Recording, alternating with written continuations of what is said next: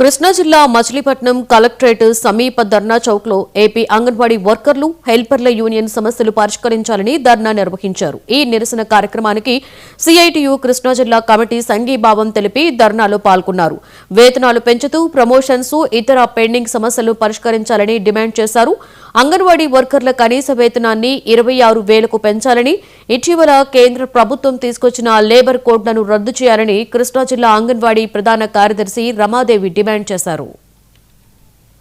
Helpers union గత ప్రభుత్వంలో 42 రోజుల పాటు ఒక చారిత్రాత్మకమైన పోరాటాన్ని డిసెంబర్ 12, 2023న ప్రారంభించడం జరిగింది. మరి కూటమి ప్రభుత్వం వచ్చిన తర్వాత వాటిని కొన్ని నెరవేర్చారు. కానీ అంగన్వాడీలు కనీస వేతనం అనేది మాట మాత్రం మర్చిపోయారు. దానికి ఈ రోజున 2 సంవత్సరాలు పూర్తి చేసుకున్న పోరాటం కూటమి ప్రభుత్వం వచ్చి సంవత్సరంన్నర అయింది. మరి అంగన్వాడీ నాయకులను పిలిచి వారు ఏంటి మీ సమస్యలు ఏంటని అడగటం కానీ ఈ రోజుకి లేదు. కానీ ఈ రోజున ప్రకటించిన తర్వాత ధర్నా ప్రకటించిన తర్వాత ఫోన్లు ఇచ్చారు, వినీళ్ళు మేం చేశారు, అన్నీ చేశాము. కానీ అంగన్వాడీలు అర్థం చేసుకోవాలని మంత్రి గారు మాట్లాడటం ఇది సమంజసం కాదు. ఫోన్లు ఇచ్చారు, వర్క్ చేయటం కోసం, ప్రభుత్వాలకు నివేదిక వెళ్ళటం కోసం ఫోన్లు ఇచ్చారు. కానీ 9 గంటల నుండి 4 గంటల వరకు పనిచేస్తున్న కార్మికురాలకి ఈ రోజున కనీస వేతనం ఇవ్వకుండా 11,000 రూపాయలతో ఎలా బతుకుతారు? అలాగే హెల్పరు 7,000 రూపాయలు, మరీ దారుణం అండి.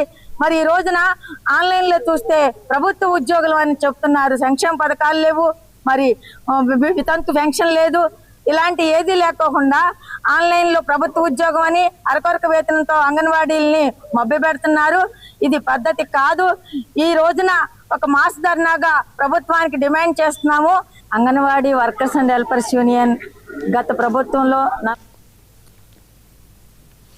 ఎన్సీపీఎల్ వంటి పెద్ద కంపెనీ ద్వారా పార్వతీపురం, మన్యం జిల్లాలో చేపడుతున్న అభివృద్ది కార్యక్రమాలతో ప్రజలకు ఎంతో మేలు జరుగుతుందని ఎమ్మెల్యే బోనెల విజయచంద్ర అన్నారు.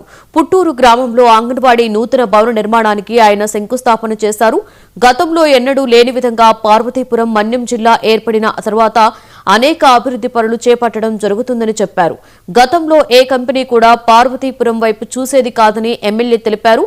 ఎన్సీపీఎల్ కంపెనీ వారికి ఆదాయ వనరులు లేనప్పటికీ కోట్లాది రూపాయల నిధులతో జిల్లాను అభివృద్ది చేయడానికి ముందుకు రావడం అభినందనీయమన్నారు.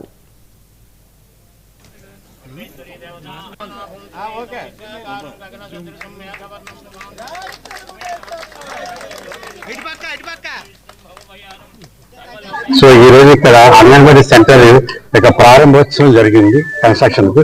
సో మా department nuclear power corporation of India limited head quarters Mumbai వాళ్ళు ఏం చేశారంటే మన ఆంధ్రప్రదేశ్ లోని మొట్టమొదటి న్యూక్లియర్ పవర్ కేంద్రం మన కొవ్వాడ విలేజ్ లో రణస్థలం మండలం శ్రీకాకుళం జిల్లాలో చూపిస్తున్నారు. అది దాని యొక్క టోటల్ కెపాసిటీ వచ్చి 72,000 మెగావాట్స్ ఎలక్ట్రికల్.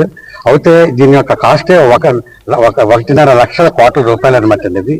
ఈ ప్లాంట్ కానీ వస్తే ఆంధ్రప్రదేశ్ లోని అతి పెద్ద ప్లాంట్ ఇదే అవుతుంది అనమాట అండి. ఎప్పటి వరకు మనకి వైజాగ్ స్టీల్ ప్లాంట్ పెద్దది, మన ఈ కొవ్వాడ న్యూక్లియర్ అణువిద్యుత్ కేంద్రం వస్తే మన ఆంధ్రప్రదేశ్ లోనే తలమానికం అండ్ అతి పెద్ద ప్లాంట్ అనమాట అండి. అది మన పక్క జిల్లాలోనే శ్రీకాకుళంలో రాబోతుంది అది. సో ఈ దీంట్లో భాగంగా ఈ ప్లాంట్ రాకపోయినా, కన్స్ట్రక్షన్ ప్లాంట్ రాకపోయినా, ప్రొడక్షన్ లేకపోయినా, లాభాలు లేకపోయినా కూడా మేమందరం కూడా